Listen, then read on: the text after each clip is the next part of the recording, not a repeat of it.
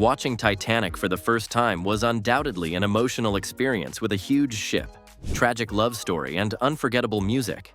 But did you know about the danger and madness that happened behind the scenes?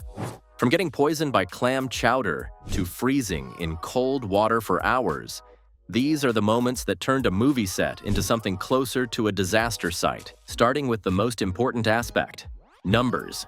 Budget nightmare. James Cameron's Titanic looked like a failure before it even came out. In 1995, when Cameron first shared the idea with 20th Century Fox, they were not excited. A 3-hour love story set on a sinking ship didn't sound like a big moneymaker. Still, the studio gave him a chance.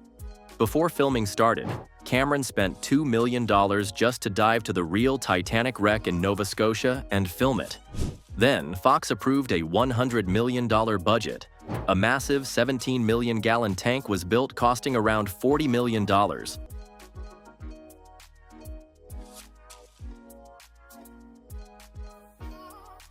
Cameron ordered a nearly full-sized 90% replica of the Titanic ship. Every detail had to be real. Furniture, cups, wallpaper, even the extras had names and backstories. Nothing was fake.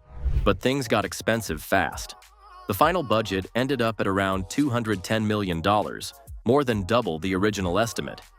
Paramount was only supposed to pay $65 million, while Fox took on the rest.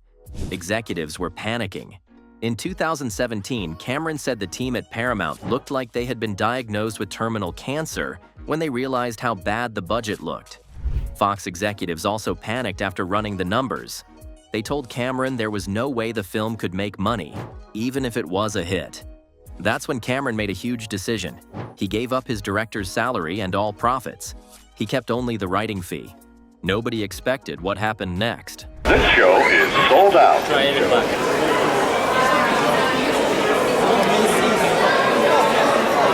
Titanic opened in December 1997 and stayed at #1 in theaters for 15 straight weeks. It made $28.6 million in its first weekend, $35.6 million in the second, and ended up with $2.19 billion worldwide. It was the first movie to pass the $1 billion mark and later passed $2 billion with a 3D release. At the 1998 Oscars, it won 11 out of 14 awards. James Cameron's risky choices paid off, but behind the scenes, it was a terrifying financial roller coaster that nearly sank the film before it even hit theaters. But getting drugged on the set is the last thing people expected. Dangerous soup. Did you eat any of the PCP spiked clam chowder? I remember I shot the first couple weeks of Titanic. On the night of August 9th, 1996, something very strange happened on the set of the movie Titanic in Halifax, Nova Scotia. That evening, many members of the crew ate clam chowder served by the craft services team. And did they ever catch the person responsible? Yeah, that's kind of a crazy story. But soon after eating it, people began acting very strange. It turned out that the chowder had been spiked with PCP, a powerful hallucinogenic drug. No one knows who did it, and the person responsible has never been caught. Well, yeah, I had a couple of bowls, and about that time I started feeling it. Now I'm starting to witness some bizarre behavior with the crew and stuff. More than 60 people were affected. Some started feeling dizzy, others couldn't control their behavior. One man around 6 foot 4 inches tall started talking fast and said, "Do you guys feel okay? Because I don't." Then he added, "I feel like I'm on something and I would know." Around that same time, someone saw director James Cameron running down a hallway yelling, "There's something in me, get it out." An extra was chasing behind him. People were clearly in distress. Those who got sick were taken to Dartmouth General Hospital. Some crew members, including cameramen and grips, were reportedly doing wheelies in hospital wheelchairs, not fully aware of their actions. Set decorator Claude Roussel sat beside actor Bill Paxton in the hospital hallway. Roussel said Paxton was a sweetie and seemed to be enjoying the high, even though it was unplanned and dangerous. Thankfully, main actors Leonardo DiCaprio and Kate Winslet were not on set that night and did not eat the chowder. Director of photography Caleb Deschanel was seen leading a group of affected crew members in a noisy conga line down a hospital hallway. Cameron later said, People were moaning and crying, collapsed on tables and gurneys. It looked like a scene from a horror movie, not a film set.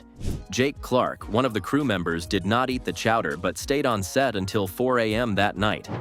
He remembered seeing both James Cameron and Bill Paxton hours later, with red eyes.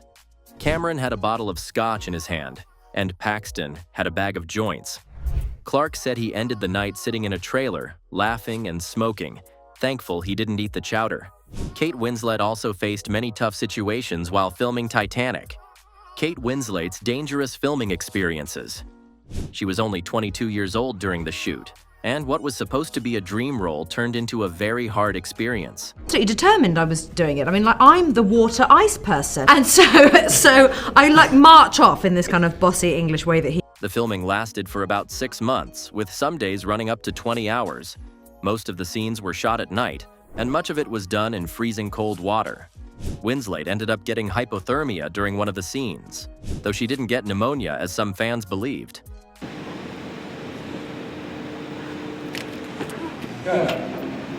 One scene almost turned deadly. While filming a moment where Rose and Jack were running through rising water and trying to open a locked gate, Winslet got stuck. She was wearing a heavy coat, and when the water rushed in, the coat got caught on the gate. She was pulled underwater and couldn't get free. She had to wiggle out of the coat to escape. "I had no breath left. I thought I'd burst," she said. After she finally got out, director James Cameron just told her, "Okay, let's go again." Winslet didn't complain because she didn't want to look weak, but the fear was real. She also got hurt physically during filming. She slipped on the ship's deck and chipped a bone in her elbow. She had deep bruises on her arms and looked, in her own words, like a battered wife.